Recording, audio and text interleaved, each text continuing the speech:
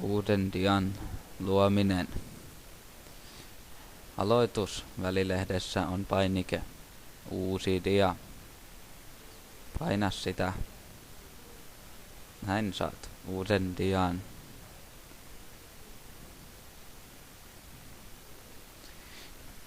Voit vaihtaa diojen järjestystä painamalla diaa ja pitämällä sitä pohjassa ja vetämällä sen haluamaasi järjestykseen.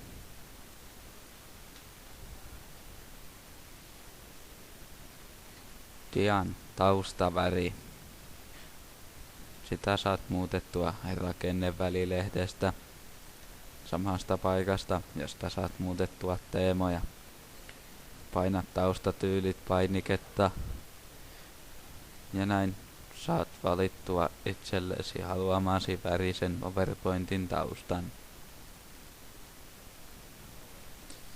Tausta menee jokaiseen diaan